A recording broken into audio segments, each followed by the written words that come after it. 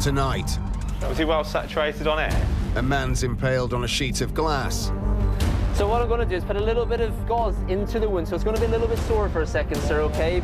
A young woman's run over by a car. Sorry, honey. We got to the femur here, but there's a lot of pain. We're going to give you some strong painkillers and pull your legs straight. There's a stabbing in a city centre. How many wounds you got? Quite significant abdomen. Yep. Right flank. Okay, ready, steady, roll. That's perfect. And a man collapses on a canal boat. How's that pain? Any better, any worse? A little worse, okay.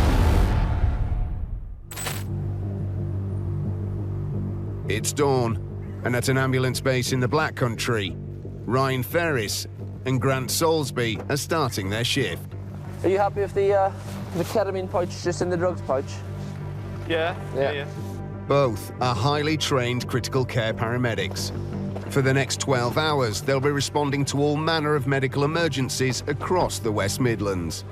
If we were going to try and predict it for today, I would say that weather-specific stuff, maybe a couple of cars that might slip off the road. We might get someone with a nasty fracture. We'll see. I've stopped trying to predict how these days will go because you just can't get it right.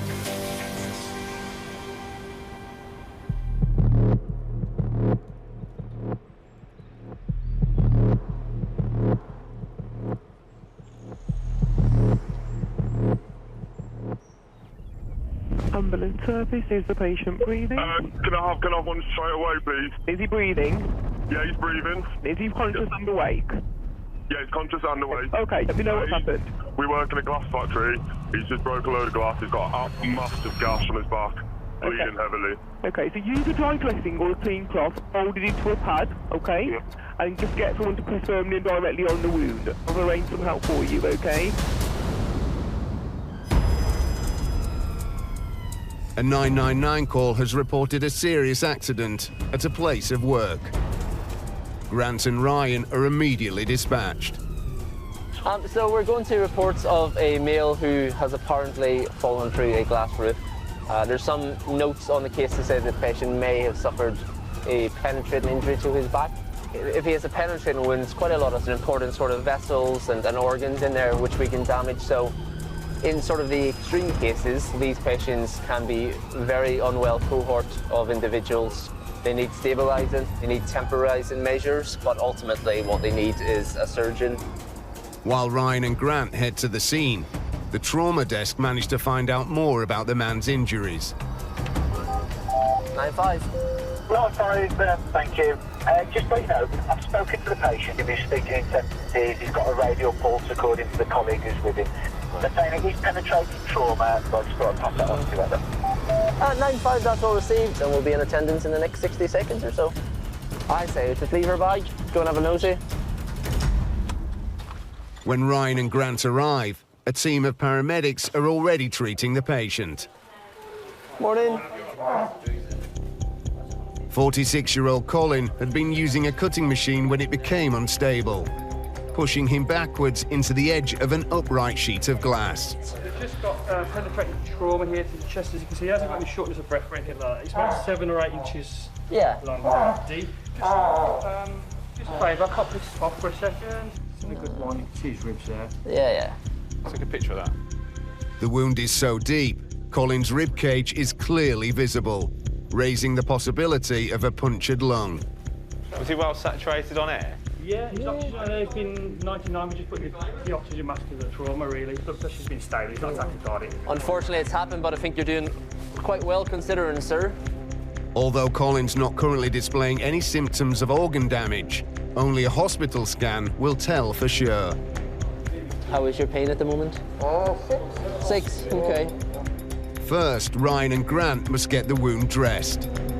It's just quite large, isn't it? So I'd probably just get a chest seal to hold it on. It should fit us quite nicely. Perfect, thank you. A chest seal is usually applied to wounds that have pierced the lungs, but in this case, it's suitable for covering the large surface area of the cut. So what your finger did? Otherwise, I'll do what I normally do to myself and stick myself to it. I mean, Kirsty said you've already given him some TXA. Yeah, he's just had a grab. Yeah. TXA, tranexamic acid, has also been administered as a drug that promotes clotting. So I think, as these guys have said, then it'll just be a trip off to Queen Elizabeth Hospital, okay? Because you're going to need some scans on that. Yes. Make sure there's no underlying injury. Okay.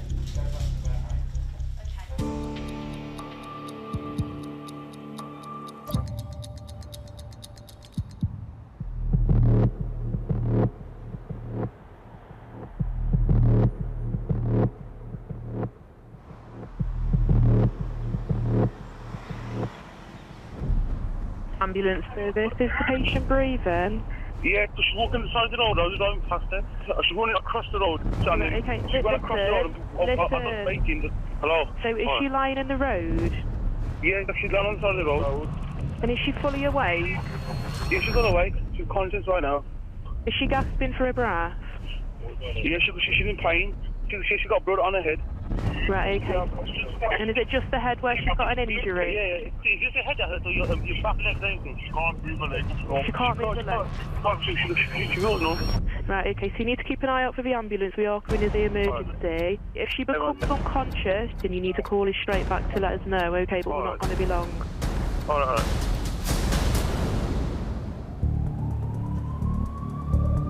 Right, they're receiving. Go ahead, mate. Just to let you know, we've gone mobile. Just a few minutes into their shift, critical care paramedic Alistair McNeil and Dr. Ali Hussain receive a call-out. So the details are a bit unclear, but it sounds like as if there's been some sort of car accident. And they're receiving. It is a 18-year-old female pedestrian versus car. Patient has a head injury with a GCS of around 40 and closed left femur, significant bullseye to the windscreen. A bullseye is the characteristic smash left on a car windscreen following a head impact. Yeah, that's all received, mate. Turns out it's an 18-year-old girl who's been hit by a car and has got a head injury, but she's also broken a thigh bone, which is a very strong bone. Then says head injury, thigh bone, God knows what else is going to be injured in between. Then there's a lot of softer, more fragile stuff between the head and the leg. So for all intents and purposes, at this stage, it could very much be a life-threatening injury until proven otherwise. The accident has occurred on a quiet residential road. Thank you. Hey mate, you all right? Not too bad. What have you got? Ali and Alistair are briefed by an operational manager. But I see your female, it's been hit by a car, significant impact to the car. Oh yeah, she just stepped out by the looks of it all. The car's not moved since. The driver said she was on the grass and then stepped out. Fair enough. The patient, Beth, is already in an ambulance. Damage to the car shows the force with which her legs struck the bonnet and her head the windscreen. Hello. Hey guys, you right? Hello. It's Ali and Alistair. How you doing? Thank you. You guys ready? Yes, please. So we've got Beth and got sustained one head injury to the right, more or less temple area here. Yeah. Now Morgan is now looking for concerns in that area, but she has got retrograde on the knee, not sure what's the process yet. Beth, do you understand what's going on right now? Yeah. Yeah. You didn't get run over? Yeah, unfortunately. Do you remember? No. Can't remember what happened. Yeah. Beth has no recollection of the accident and may be concussed. Working my way down, chest is clear, abdomen clear, but we get to the femur here, but there's a lot of pain. Beth's thigh bone is also clearly broken. She's saying she can't feel the leg, but when I'm testing sensation and stuff, there's full sensation down there. Perfect. It's a serious injury which needs to be treated swiftly, as it can lead to dangerous internal bleeding or blood clots. Any chance you could be pregnant at all? No. Good. If you take a big breath for it, it's really, really big. Any pain in the chest? Just my leg. Nothing in your tummy? No. That's fine. Beth, so you've broken your leg, and so far, thankfully, doesn't look like anything else. We're going to give you some strong painkillers and pull your leg straight. Pulling a broken leg straight helps reduce the risk of complications, but it's a painful procedure. It might hurt to start off with, but honey, look, because of the way the bone is right now, if we pull it straight, the muscle won't spasm and it won't hurt as much. A little bit of pain now, we'll get that sorted.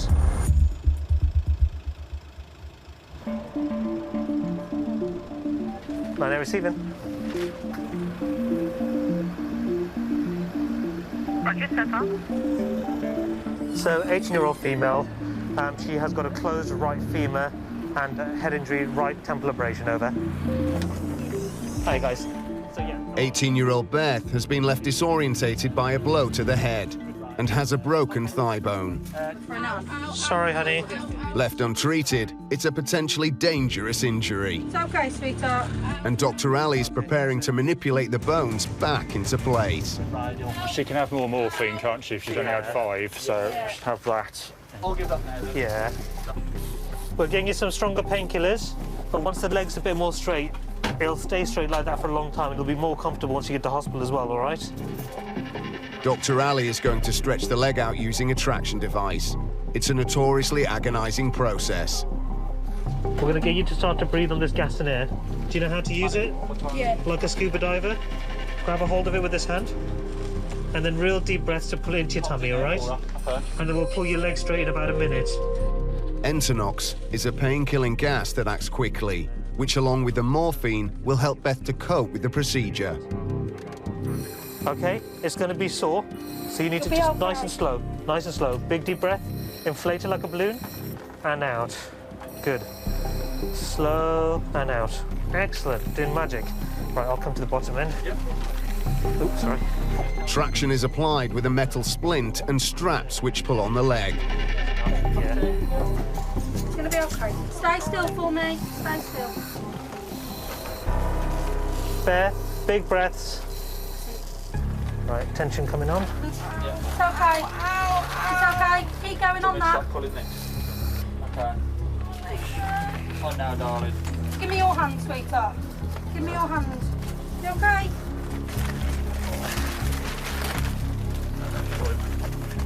There we go. Right. There we go. It's okay. All right, darling. Beth's femur is now realigned. Beth, can you lift this leg up for us? Lift this leg up. Lift this leg. Okay, just try a little bit for me. Just need to know if there's any pain in your hip. Dr. Ali wants Beth to raise her other leg to make sure her pelvis is intact. That feel all right? If I push up, does that hurt? It hurts. It does. Is that painful? But Beth's struggling to communicate. Slow it down, honey. Slow it down. Slow Does she breath. need it? Stay down for me. Beth, ease it up, ease it up, ease it up. Beth. Beth. The Entonox gas has left her confused, and now she's taking too much. Come on. Beth, slow it down. Beth. Come on. Without being aware, Beth has managed to raise her left leg. Well, she's flexing it, isn't she? It's a good indication her pelvis isn't damaged. Cool. You okay? That's right, she's hyperventilated. Yeah. Yeah, she's all right. But pupils are fine, neurology's fine, and you're now, what, about an hour post-injury? Yeah. Beth, honey, how you doing? Yeah, that's going to be the Entonox you've taken a bit too much of, the gas and air, but that's fine. That's not a bad place to be honest. Right, now receiving. Hiya, mate. So we've assessed this patient. Happy that she'll be all right to go to Russell's Hall. Satisfied Beth has no further injuries, Dr. Ali arranges for her to go to the local trauma unit. Heart rate 78, blood pressure 128/76, respiratory rate of 1414, saturating at 98 on air.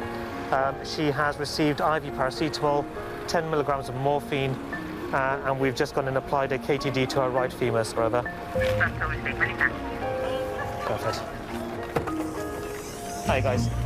As her condition is no longer judged to be critical, Beth is left in the care of the ambulance crew. You happy? Yeah. Yeah, it's all right. No problems. Awesome. All well, that ends well. Indeed.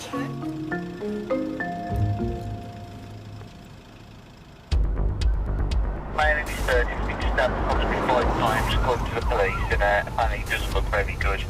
After road traffic collisions, the most common serious trauma incidents the critical care team faces are 5 to the lower back, approximately 1 centimetre in diameter each.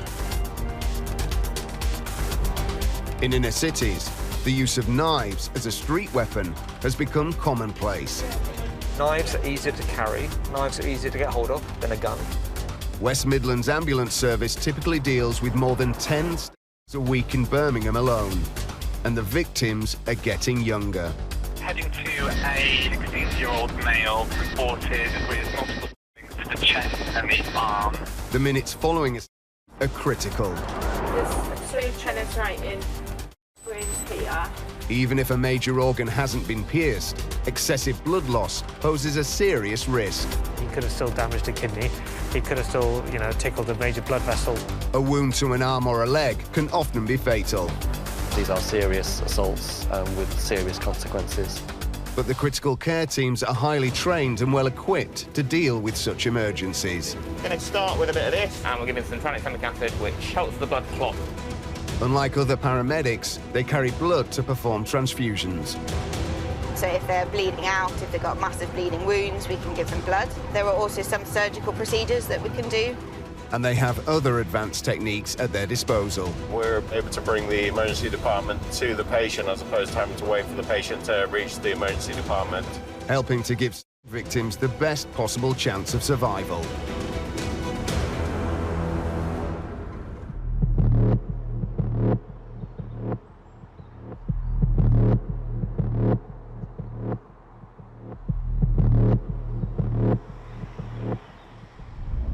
Hello, the patient breathing? Yeah.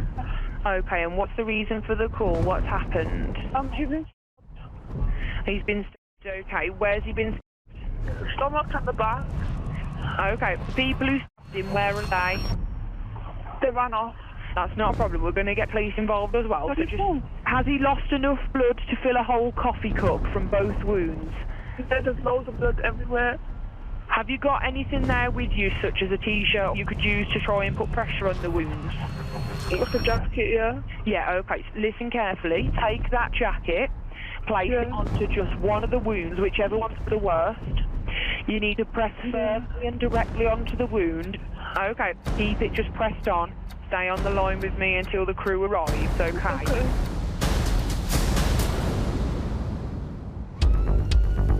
It's the early hours of the morning, and reports have come in of a stabbing in Birmingham city centre. We've had a physical from police who advise that they are in attendance. No, received, thank you. A man's life is on the line, and critical care paramedic Kerry Hemus and Dr. Alex James are dispatched.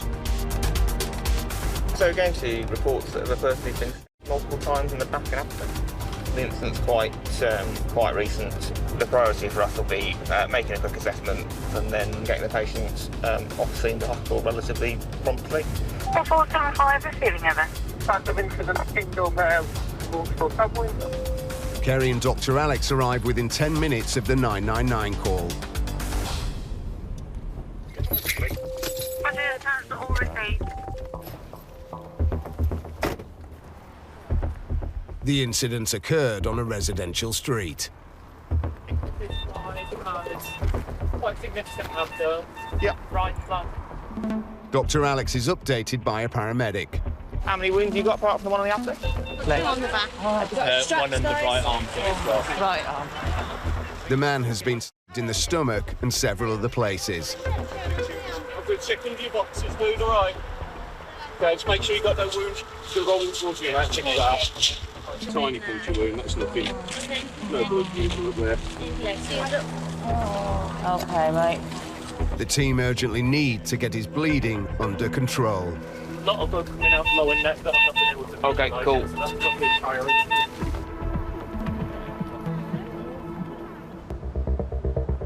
46-year-old male.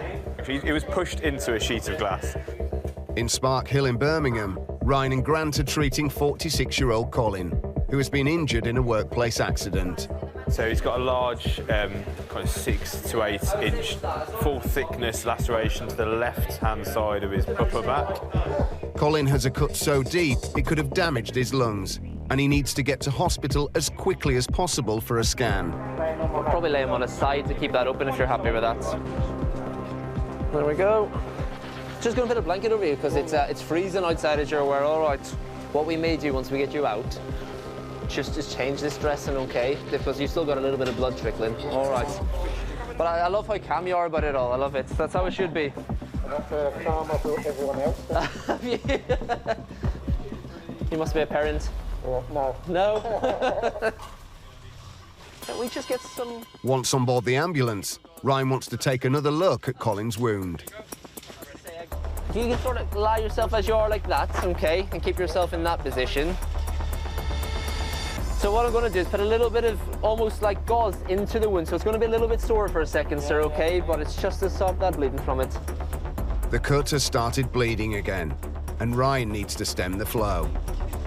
If you bring that arm, I know it's a bit uncomfortable, just bring it up that way for a moment. Yep, perfect, just like that. God, that hurts. Sorry, sir. And we'll get you to move it down in a second, all right? It's a little bit of swell and development around there, hasn't he? Yeah. Annie, have you got some scissors, buddy? We have. We'll just cut that for me, if you don't mind. I know it can tear, but it stinks, doesn't it? Thank you. Cool. So I know it's perhaps not the most comfortable position for you, but if you can lie as you are for the journey, okay? Yeah, no worries. Cool. Colin is now ready to go to hospital. Colin, myself and Grant, we're going to leave you with these gentlemen, okay? As I say, they're going to take you off to QE. Because of what you've done, we're going to let QE know that you're coming, okay? So when you do get there, there's going to be quite a few people ready to see you. That's purely so we can get you through the scanner nice and quick. And if they do find anything, then we can treat it quick, all right? So I'm going to leave you. I wish you all the very best, sir. All right. And thanks for your help. Have a nice day. Cheers, thank you very much. All the best, sir. Yeah. Although Colin's seriously injured, he's stable enough that Ryan and Grant's additional skills aren't needed for the short journey to the Queen Elizabeth Hospital. As we've seen, he had quite a deep sort of penetrating wound to his upper back. It's got the potential to be quite a significant injury. Grant's already spoken to the team at QE, so we can have a trauma team ready. So fingers crossed that actually on scan there's no further damage.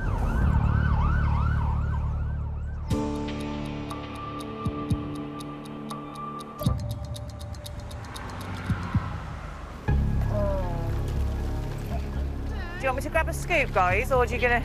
Yeah. Dressed everything. In Birmingham, Dr. Alex and Kerry are treating a man who's been stabbed in the street.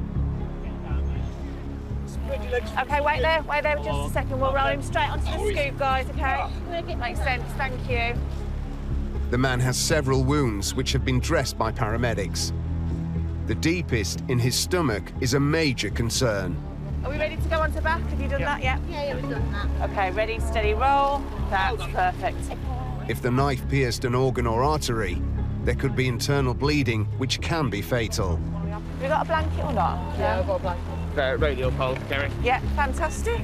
Right, let's get him covered up then. There you go, mate. Dr. Alex and Kerry want to get him to hospital as quickly as possible. All right, we'll sort that out. We'll sort it out. Apart from your back, any other pain anywhere else? All right, mate. No worries, we'll sort that out. For now, the patient is conscious and breathing, but he could rapidly deteriorate at any moment.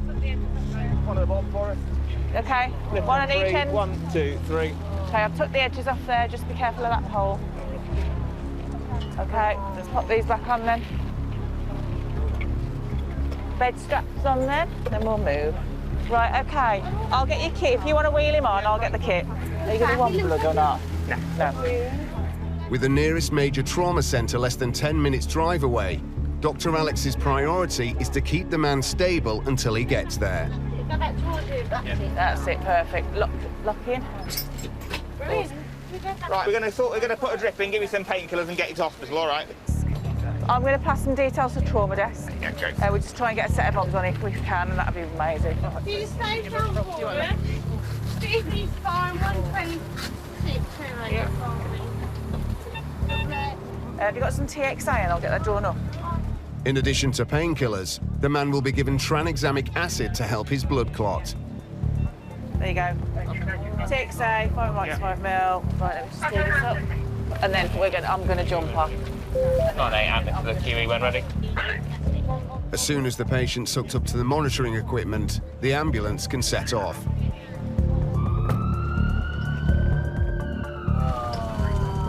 The man is still in a lot of pain. But as the drugs take effect, he begins to settle down. Still breathing nicely. Yeah. Well done, mate. You're doing ever so well. I know it's really uncomfortable in that position, We'll get you off that hard board when we get to hospital, all right?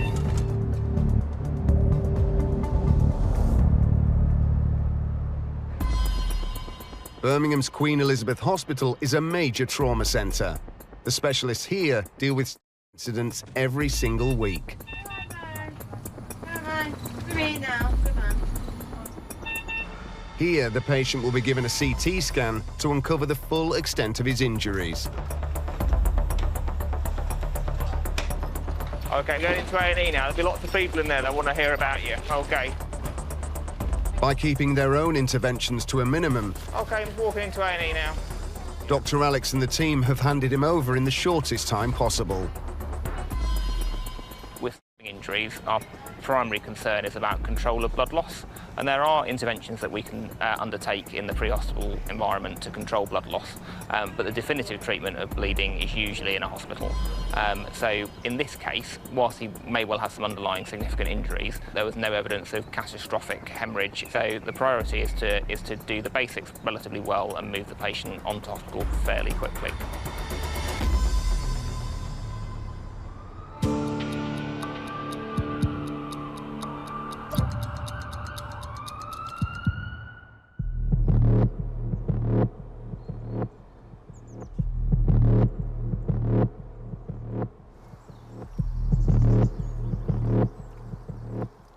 Ambulance services, the patient breathing?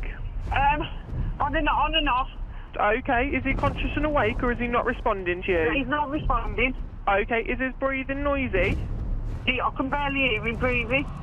So can you see his chest rising and falling regularly if you look, listen and feel? I can't feel anything in the chest. I can only feel what's coming out of his mouth. Yeah, okay, is he flat on his back? Is he on the floor or the bed? He's on the floor. He's on the floor, okay, so you need to roll him onto his side for me, okay? Remove any pillows or cushions from under his head. Keep checking that he's breathing until help arrives for me, okay? Okay. We're going to be with you as soon as we can.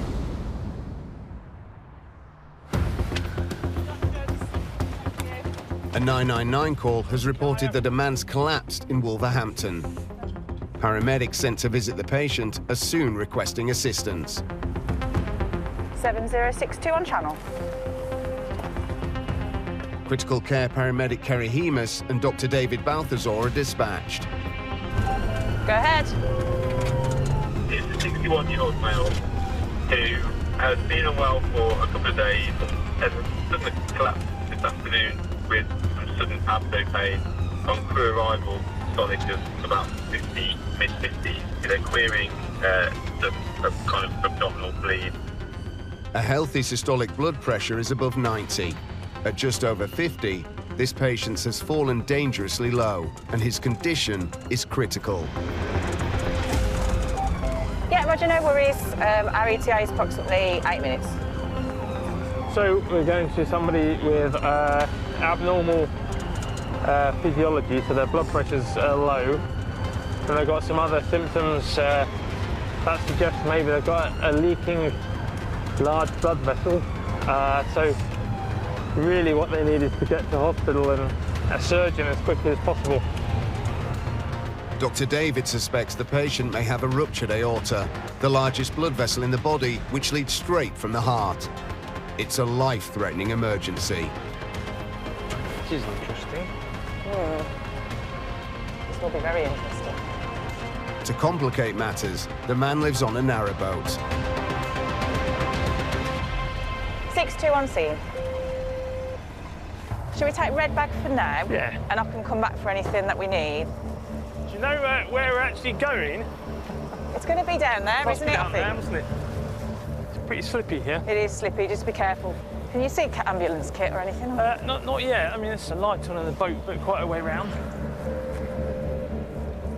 Okay, go ahead. Thank you. We've parked nearby the ambulances and we've gone onto the canal front and we've turned right and are walking along the embankment. Can we just check that that's the right direction? From the car park, a right turn at the end along the canal park. Okay. Yeah, it's here. Hiya. All right, hiya. We found you. You all right? Yes, you got us. All right, just in We on there? I'll let you go first. There's three already in there. Okay, let me just step on a second. Inside the boat, Paramedics are treating 62-year-old retired decorator Gary, who is still on the floor where he collapsed. How's that pain? Any better, any worse? A little worse, okay. As well as feeling weak and dizzy, Gary's been suffering intense pain in his stomach. And how's he doing observations-wise? Systolics above 110. Awesome, okay. Did you get that, Dave? Yeah. Yeah. Okay, and how much fluid has he had? Okay. Gary's blood pressure has responded well to being given intravenous fluids. Just recap what happened today. Dr. David hopes Gary's partner Emma will be able to shed more light on what's been going on.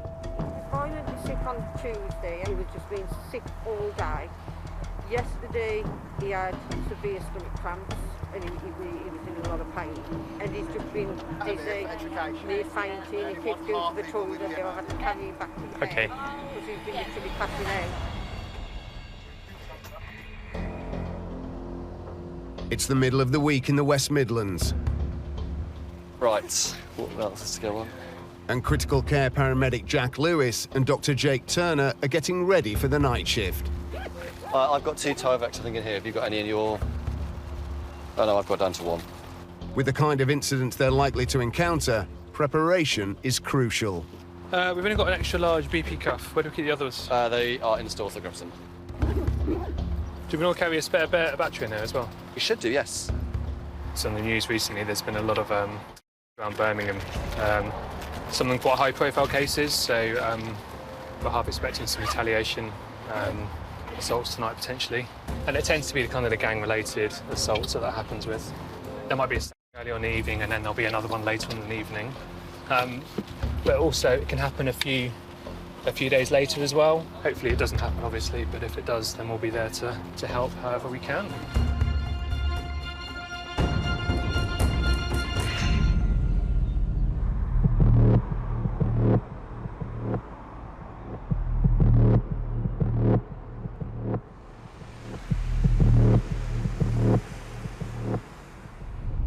Ambulance service. Oh, hi, it's police here. Can we get your attendance to us, please? Oh dear. Breathe in and awake? We do believe so, we're not quite sure.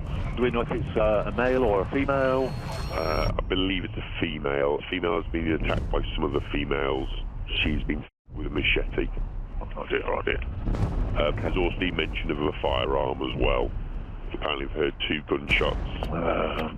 We've got 12 units en route at the moment with firearms as well.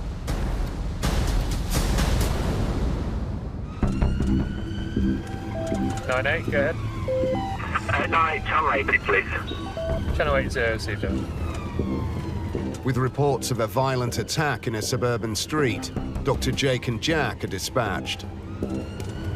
So we've been tasked to a patient who's been attacked by a machete. Quite nasty injuries. Machetes, they're a combination of blunt force and sharp instrument trauma. Can cause quite severe injuries, significant blood loss. While Jack and Dr. Jake are still a few minutes away, the first paramedics arrive at the scene. Alpha 55, go ahead, over. Thank you. Get all involved parties of lead team. Police are doing an area search. Reporting 2 patients with machete injuries. The police are trying to urgently locate. As such, myself and the crew will continue to stand by for a few minutes and then updates from police. Until the area is secured by armed police, all medical teams will have to remain at a safe distance. Whiskey Romeo from 98. Can you just confirm the RVP, please? Yeah, it looks like it's just the Topfield Avenue, Toll End Road, over. Roger, thank you, that's all received. A rendezvous point is assigned just down the road from the alleged attack. For now, the team must wait in their vehicles. So, the offenders are unaccounted for. No idea on exact number of casualties or location. So, if they've made it to run away and we still haven't found them, on balance, hopefully they're all right, with some fairly nasty wounds, but nothing that can't be cleaned up. Hopefully it's not the case that they've been stabbed through the chest, they've run down a dark alley and gone into cardiac arrest. Hello, both. Right. Hello. Hey. An operational commander arrives to give the team an update. So we're currently here on Cutfields Avenue, Junction Road. So that car over there, there's a small amount of blood in the front of the car and the footwell and that. Obviously believed that there's been machete attack. We've also got another RTC slightly up the road here, and that's where they're saying there's a patient with slightly reduced GCS. And then we've got the other one, minor sort of slash wound to the leg, and that's slightly in that direction. So potentially they're all three of them are linked.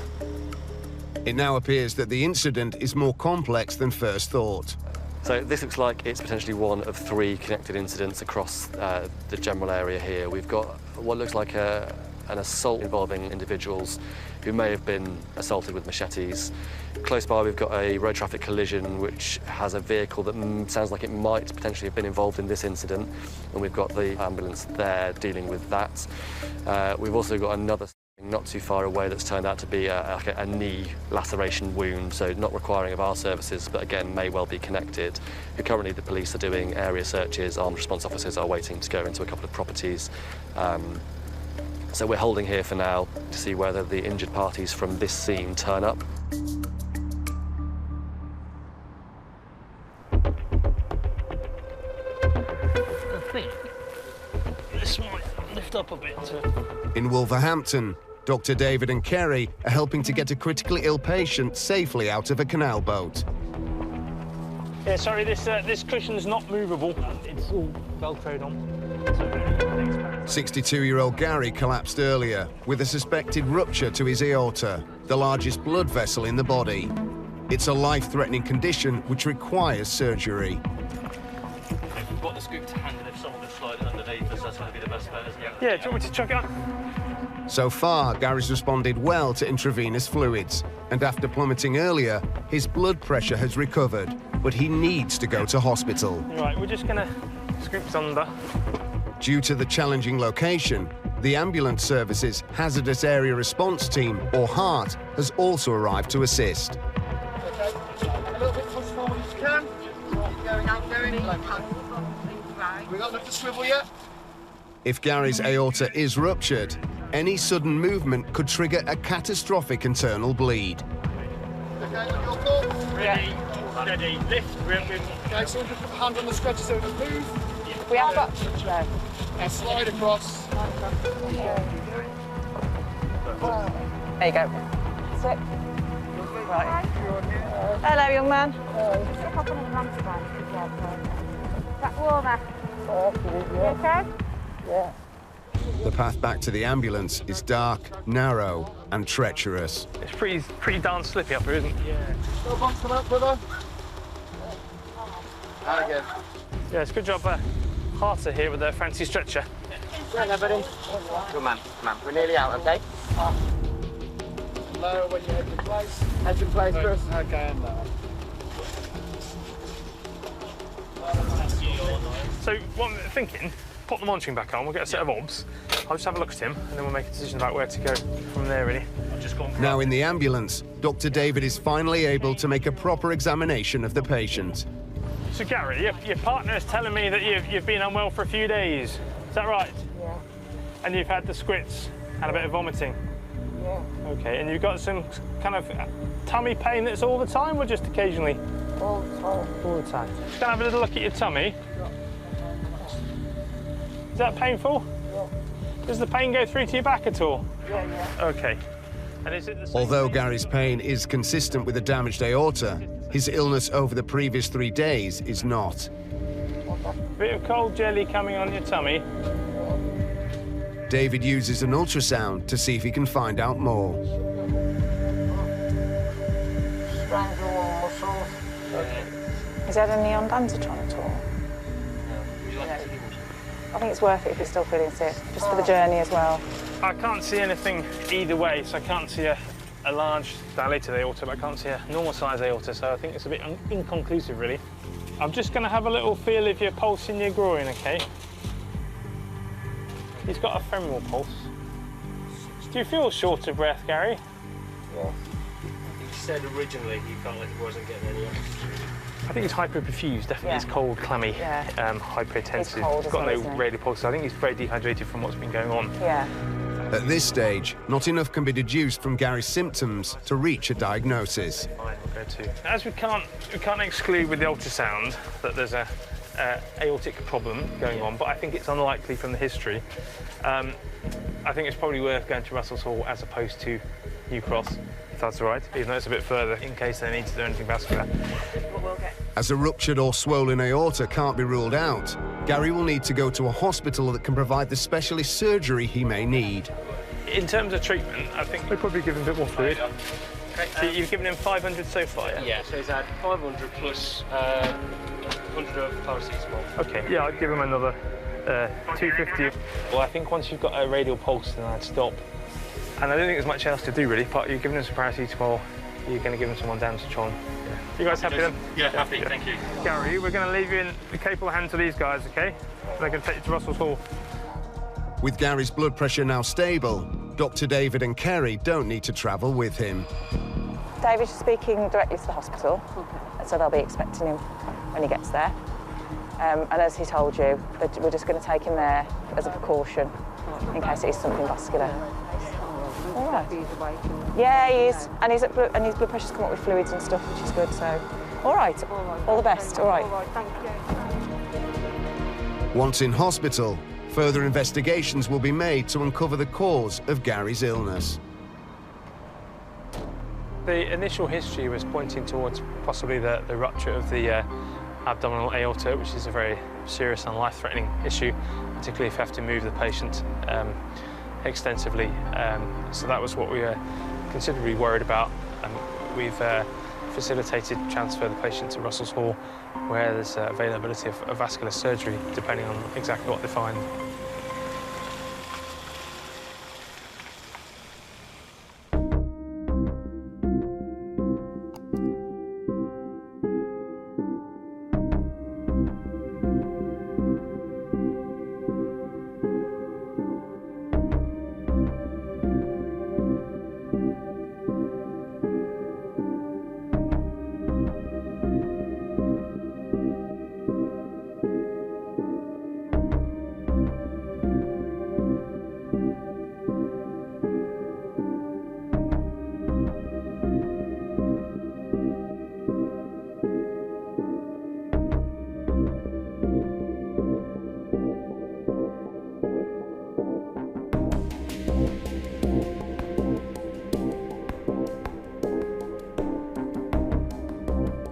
My recovery's going great. Still got to remember that I'm still healing inside, even though I'm not feeling pain all the time. And I would say I'm 99% there.